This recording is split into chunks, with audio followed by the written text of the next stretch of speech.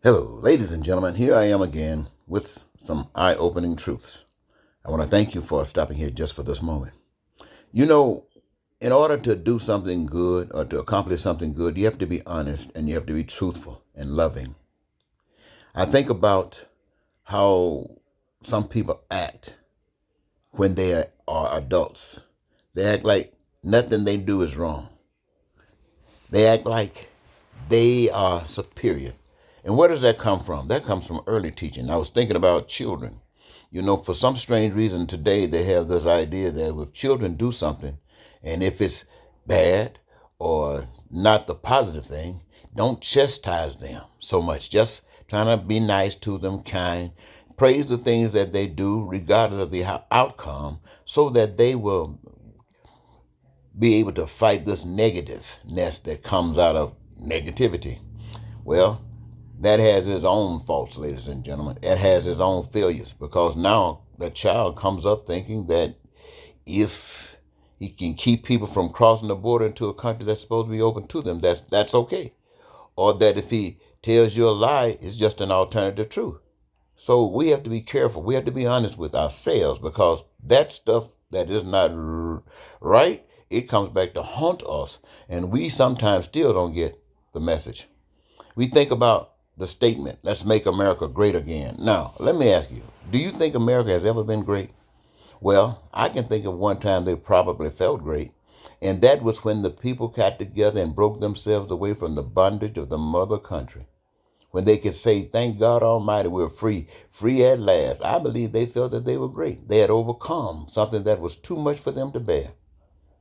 And ever since that day, America, in spite of the successes that it has had, it has brought that baggage with it that's taken it right down the rabbit hole to that nation that they call themselves running away from.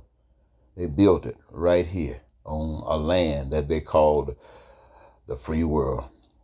So what has got to happen, ladies and gentlemen? You have to be honest. And there's one who come to you and try to say to you things that would help us. The truth sometimes make people angry. But hey, if you are always denied the truth, you will never know it. So I say to you, ladies and gentlemen, I don't care if you love me or not, I love you enough to tell you the truth. We as Americans have blown it. We have blown it. People have said that your president of the United States has been, there's much negativity as you can say. That's what has been said about him. And yet, he is ranking almost 50% in his conduct as president. People can't stand some of the things that he says, and yet there are others who support him as being divinely sent. And ladies and gentlemen, I don't know divine whatever, but I do know the real. The real is that we are in a terrible fix. And the reason that we're in a terrible fix is because we are so disconnected from the truth and from what's real till it's absolutely the mother of the hell we find ourselves in. And this coronavirus is just a signal to let us know that we should have been able to master this from its coming on the scene. But no, ladies and gentlemen, we are not able to do that. Now, what I want to say to you is that right now, is there anybody in America that's fit to be president? I mean, I heard we had over 300 million people in this country. We got one man that's president of the United States, and he, to some, is out of the pit of hell.